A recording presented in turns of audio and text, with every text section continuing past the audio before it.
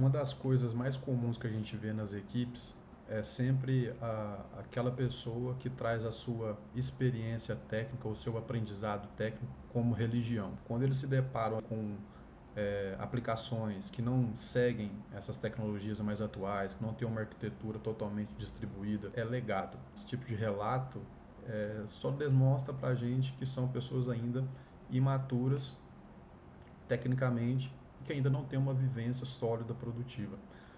Bom, aqui eu vou compartilhar um artigo, um excelente artigo, que traz um pouco sobre isso e mostra de fato o que é uma decisão técnica madura, pautada dentro do contexto real no qual ele está envolvido e com o objetivo sempre de entregar valor ao negócio. Aqui é o artigo do Marcelo Souza Vieira, né? Ele é um Staff Principal Engineer.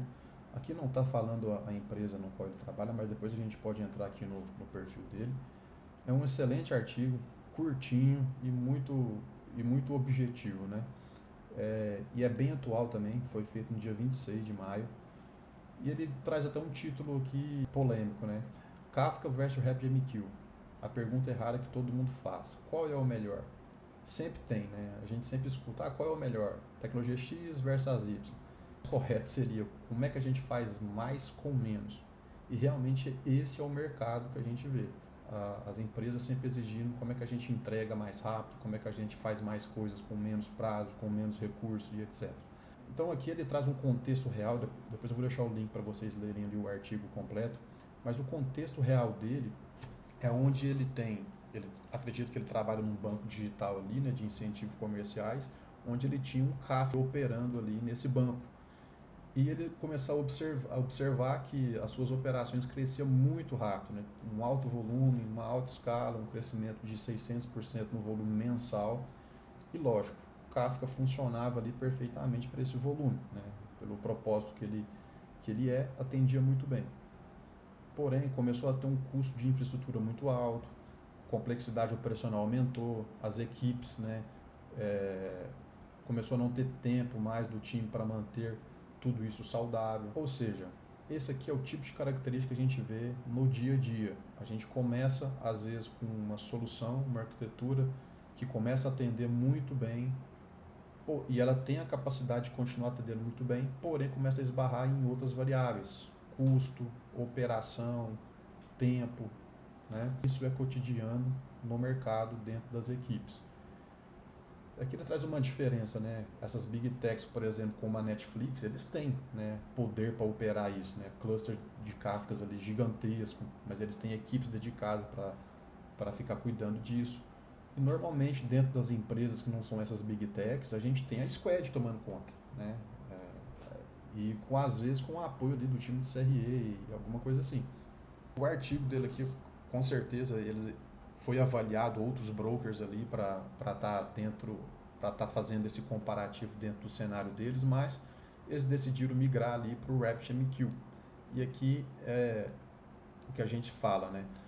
Isso não é um downgrade, né? Porque muitos veem isso, nossa, você saiu do Kafka e colocou o RabbitMQ, pensa que foi um downgrade, né? Mas isso não significa que você voltou atrás, significa que foi uma decisão técnica correta naquele momento. Vamos concentrar nessa parte aqui que ele trouxe, que é bem, que é bem importante, aqui é onde você vê a maturidade, né? Que essas decisões técnicas elas são pautadas sempre ali no contexto, né? Observabilidade, entender o problema que você está. E aqui ele traz, né? Poxa, a gente estava com o Kafka ali gastando pra caramba, tendo uma certa dificuldade operacional, e a gente fez uma avaliação e viu que a gente não precisava de retenção histórica que o Kafka oferece, a gente não precisava de múltiplos consumidores independentes para consumir a mesma mensagem, o mesmo dado, não precisava, por exemplo, de replay de eventos. São tudo características que o Kafka ali oferece, né? E para eles não precisava. O que eles precisavam mesmo era de uma entrega confiável, um roteamento flexível, estabilidade, previsibilidade operacional e um custo sustentável. E o RabbitMQ entregava isso tranquilamente. Outro ponto de maturidade que a gente vê aqui, o objetivo nunca foi simplificar, mas otimizar o fluxo deles, né? Então entenda isso. Às vezes as pessoas vê entre aspas, downgrade de tecnologia e etc., pensa que isso é uma coisa, vamos simplificar ali porque a gente precisa reduzir custo. Não, nem sempre é isso. Então aqui ele traz aqui o resultado final, né? Onde eles mantiveram ali a escala alta, reduziram o custo de infraestrutura, reduzir a complexidade operacional, diminuir o esforço para sustentar tudo isso, atingir o objetivo de negócio sem pagar por recursos que não são utilizáveis por eles, né, no caso. Então, veja, é isso daqui que eu sempre falo. A solução técnica sem contexto, seja ela só por ego técnico, você vai cometer um grande erro. Isso daqui é o que eu sempre falo, das melhores habilidades de um sênior, de um tech lead, de um staff, etc., é sempre ter essa visão de manter a qualidade técnica das suas operações sem travar a esteira produtiva de quem entrega código. Porque não é o staff, não é o tech lead que são os caras que mais entregam código do dia a dia. É o júnior, é o pleno, é o sênior também. Se você trava esse pessoal por complexidade técnica, cara, já nasceu fracassada a solução. Então tem que ter esse zelo, esse cuidado. E também entregar valor ao negócio. Solução técnica que não entrega valor, ela não vai para frente. Em um breve tempo, você vai conseguir identificar isso e possivelmente já vai construir, ela já vai surgir já depreciada. E aqui eu acho que é um ponto muito importante, né, que muitos às vezes não param para ter essa percepção, que a maioria das soluções que a gente vê de artigos, de arquitetura, etc., que a gente consome, normalmente vem de pessoas que trabalham em Big Techs, que tem orçamentos grandes e etc, que não é a realidade que a gente vive hoje no mercado de empresas que não são essas Big Techs. E aqui ele traz algumas observações que eu concordo demais, eu venho sempre falando. Na prática, não se trata de usar tecnologia mais poderosa, se trata de usar a ferramenta certa, para o problema certo, considerando os recursos reais disponíveis. É exatamente isso, gente, é exatamente isso.